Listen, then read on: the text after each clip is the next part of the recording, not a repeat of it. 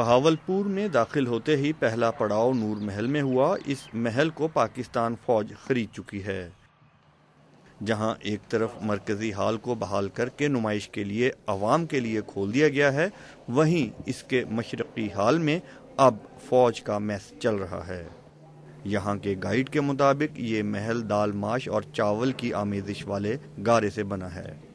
ملکہ نور کے لیے بیلجیم سے منگوائے جانے والے اس آئینے سمیت محل میں موجود 150 سال سے پرانا فرنیچر، کرسیاں اور صوفے آج بھی قابل استعمال ہیں۔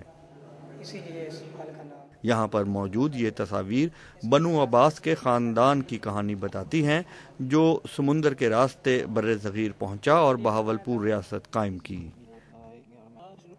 محل میں روشنی کے لیے 3 بڑے فانوس تھے، جن پر روشن دانوں سے روشنی پڑتی تو پورا دربار ہال جگمگا جاتا۔ لیکن ملکہ نور جن کے لیے یہ محل تعمیر کیا گیا، وہ خود یہاں کبھی نہیں رہیں۔ جس کے لیے بنوایا تھا وہ ادھر رہی نہیں ہے اور وہ واپس چلی گئی تھی۔ انوکھی بات اس میں یہی تھی کہ جس کے لیے جو چیز بنی ہو وہ یوز نہ کرے اور بندے کو افسوس ہوتا ہے۔ یہ محل ملکہ نور کو نہ تو پسند آیا اور نہ ہی انہوں نے یہاں قیام کیا۔